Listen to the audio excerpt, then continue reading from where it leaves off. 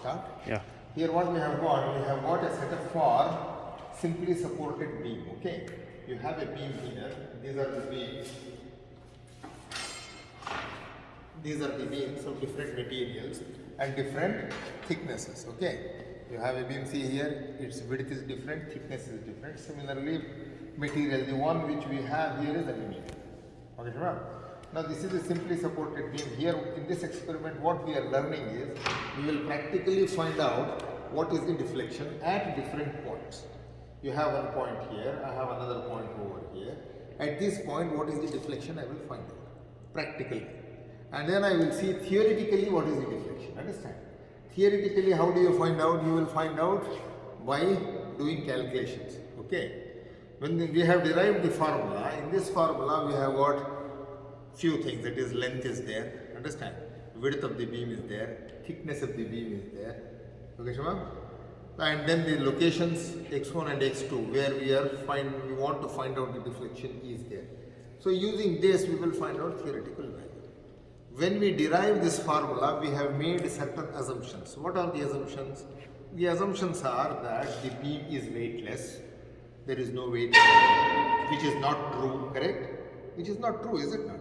If I just put something over here and see, it will definitely deflect by some amount, maybe 0.2 milli, 0.4 milli, or maybe 1 millimeter, okay? Because of the self-weight, this deflection is there, but we assume that the beam is rigid and the beam is weightless. These are the assumptions. And then again, when we assume that when the beam bends, it bends into a perfect arc of a circle. This is clear. So these are so that we can use r, theta, all this stuff. Understand? So these are the assumptions we make. When we do the setup, what we have to do, we have to make sure that the beam is horizontal. Okay? Like I have one student who is a VP, who is a bit young, and I have another guy who is quite tall. If I keep my hand on them, obviously my weight will be on this side, is it right? This should not happen, right? We need to have the beam horizontal. This is another issue. Thing we need to take care while installing. How to adjust?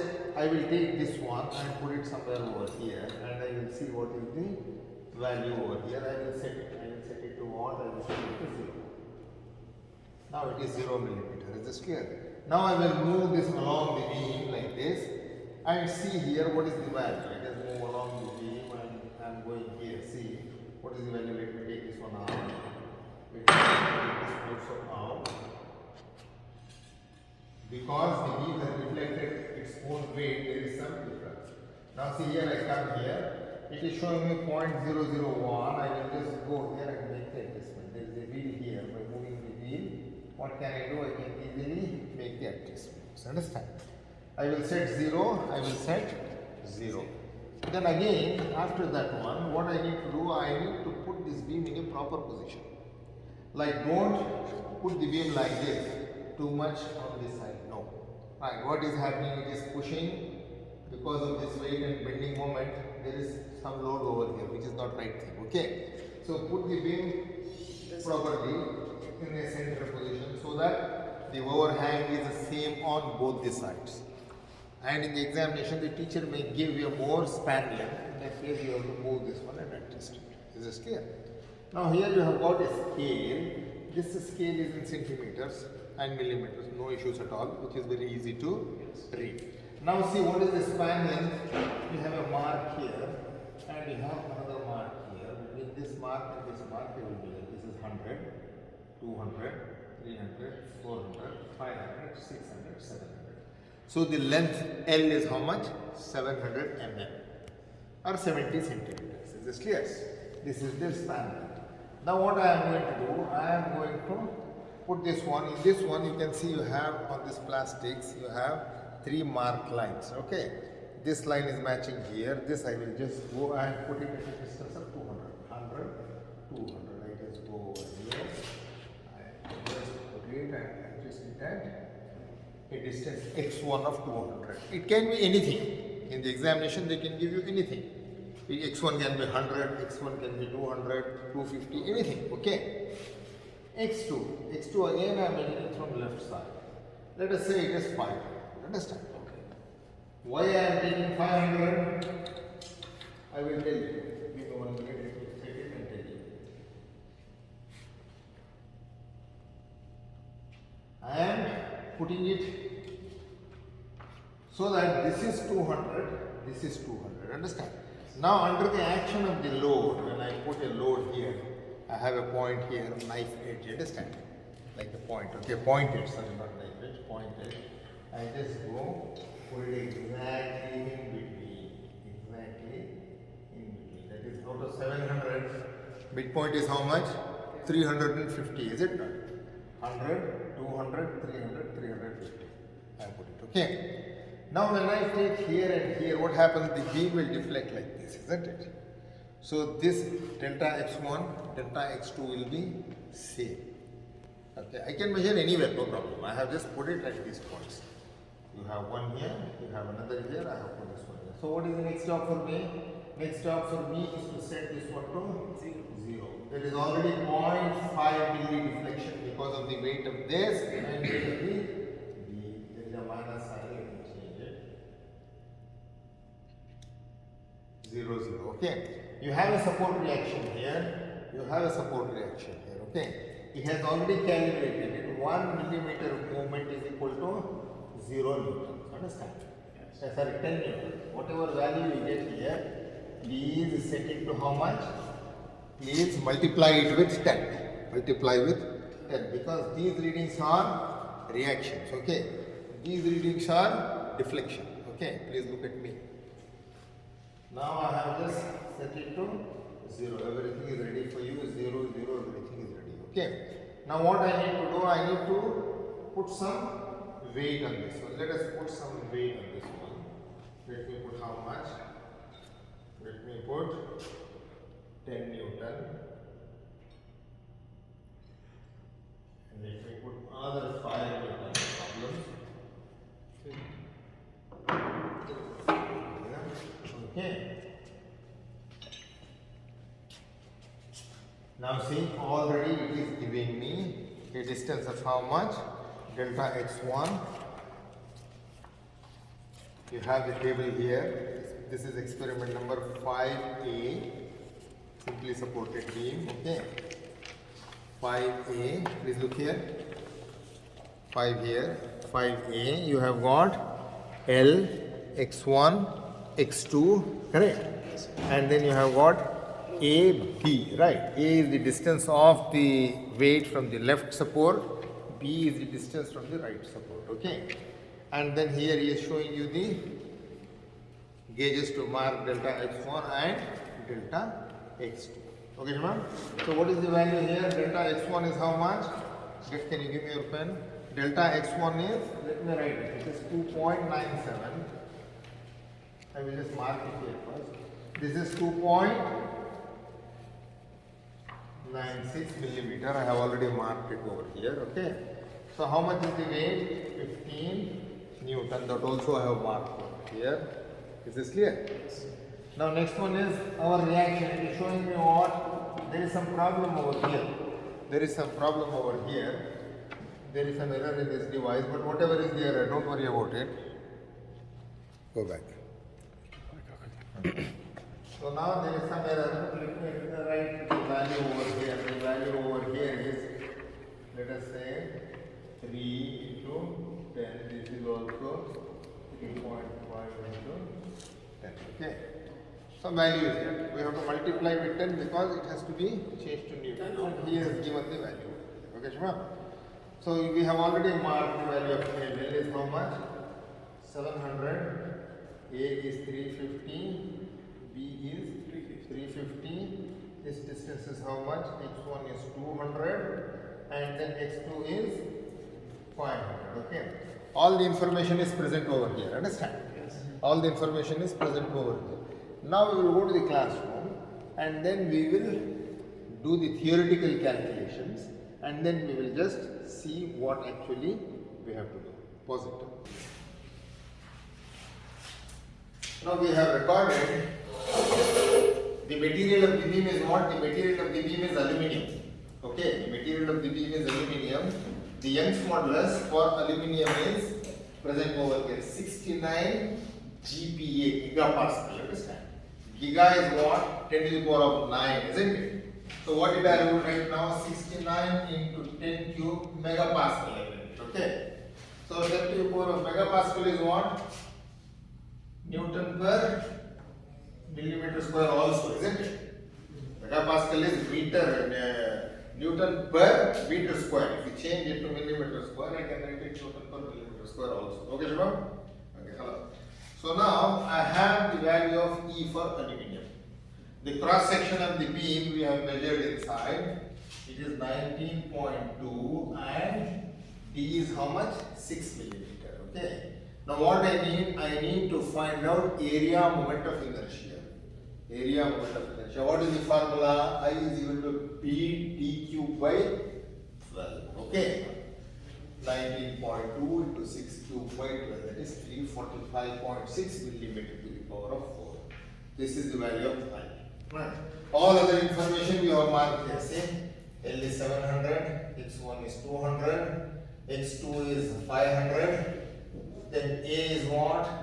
A is equal to 350, B is equal to 350, everything is there. Okay.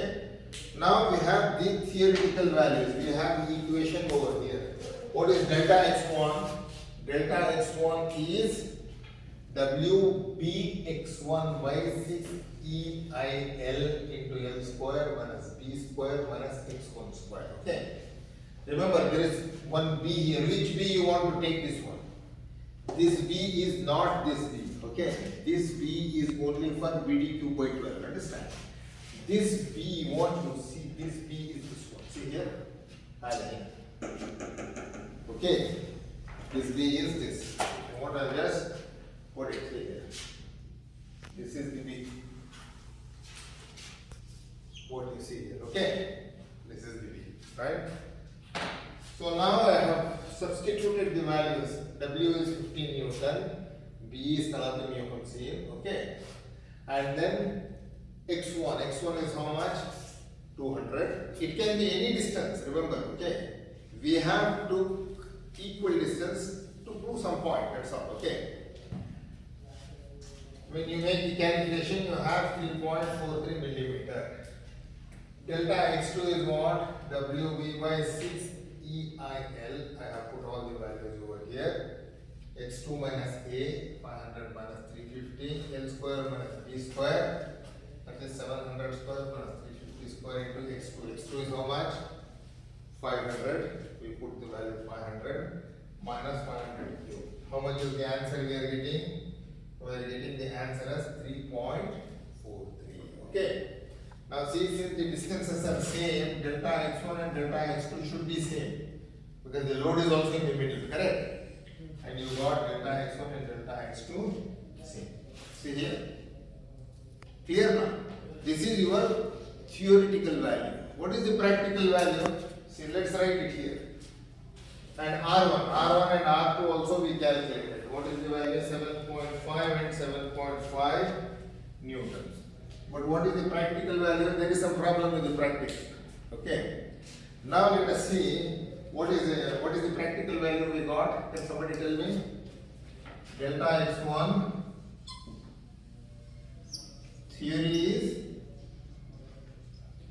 theoretical value is how much? 3.43. Practical is how much? 3.50 and 3.50. 501. 5015. How much did we write there? 350. 3.50. Now delta x2. Delta x2 is how much? This pen is not working. Let me throw it out. Theory is 3.43. Practical is how much? 3.52. 3.52. Okay.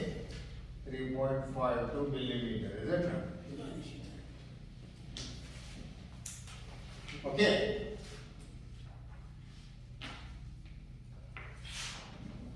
Fine. So now you have this. Now let us do percentage of error. What is percentage of error? There is no space here. So I will just write here percentage of error. Where shall we do? Percentage error I will write here itself. Percentage formula? Theory minus practical divided by theory into 100, is it not? Give me a calculator to get this going. MashaAllah, this is what you do from the last line. I'll get in the car. Theory minus practical. Theory is 3.43 minus practical is 3.50 divided by theory, is it not? Yes. 3.43 multiplied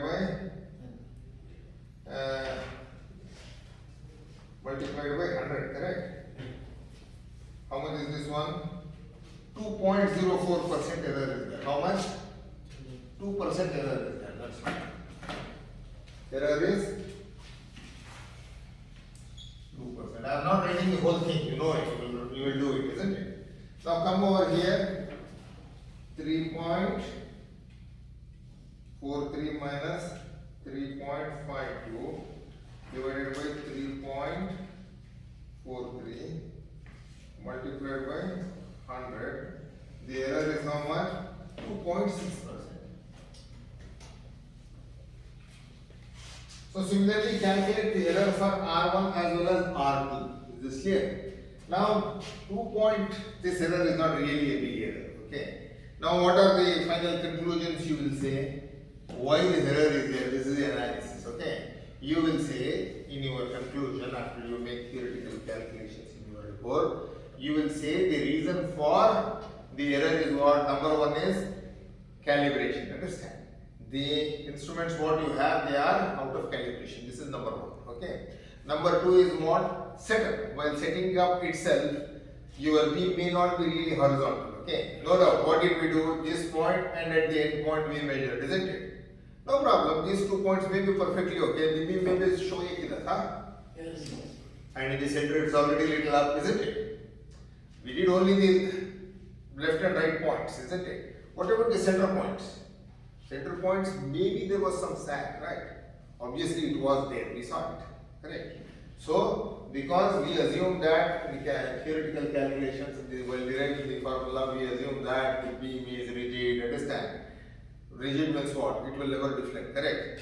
It is weightless, all these assumptions are there, but in reality, that is not there, okay? So, because of this, there will be some percentage of error, okay? Reading error, setup error, calibration error, and the material is not as per the assumption, okay? And remember, we have taken the material aluminium. We have got brass and we have got steel. By changing that material, you can see how much is the deflection, okay? One more thing, logically. Now see, B d cube by 12, you kept the beam like this, okay? Just imagine if I keep this one like this is your B, this is your D, okay? If I keep the beam like this is B, this is D, is it not? It's really very stiff. Can it bend? No. You can see this beam, always the depth is high, the width is small, okay? So that the deflection is less. I have done it over here, see? If same beam, if I turn it like this, what is the value of I? B d cube, 19.2 cube it became, correct? By 12, so 3538 millimeter to the power of 4. What happened to the value of I? It is 345, it became how much? 3538, so many times more, almost 10 times more, isn't it? I became so big. Now when you come in the formula here, where is I? I is in denominator, is it not? When I is in denominator, what happens? 1 by 10 is 0.1. 1 by 100 is how much? 0.01, is it not? So, since it is in denominator, what will happen to delta x1? It will become less. Is this clear? That's why you can see in the bridges and in the roofs in your house, old houses, especially if you go Al-Hassa, even Dammam. Dammam, I don't see any old house anywhere. But in Khatif, I have seen many old buildings are there. Why forget that matter? Go to Falatir, they have developed all new monuments, you know. In that one, they have put Arab architecture of olden days, okay. You can see when you take the signal to the Falatir, Hayal Falatir, they have got new beautiful, in the signal they have made some stuff, right? See the beams, how they have put wooden beams, the depth is more, the thickness is less. B is less, D is more. Why? If you have that, the roof will not sag. The roof will be straight because deflection will be less. Is this clear? These are the logical things. In the exam, they can ask you, okay, if you want to reduce the deflection with the same dimension of the beam, how you will position the beam? Will you position it this way or this way? Justify your answer. Justify your answer. Understand? Then you need to tell that if you make the beam in this fashion, the moment of inertia will be very high because it depends upon the depth dq. So when it comes in the formula, it is in the denominator, so the deflection will be less. This is your justification. Understand? This you should write it clearly. If you write that, then we know that the student has really understood the concept of moment of inertia and how by changing the things, what will be its effect on the design. This is what we need to learn. It is not getting 2 plus 2 is 4, teacher give me full mark. Okay? The very idea of engineering is we need to learn it this way. Okay, okay friends? Hello, please write it down.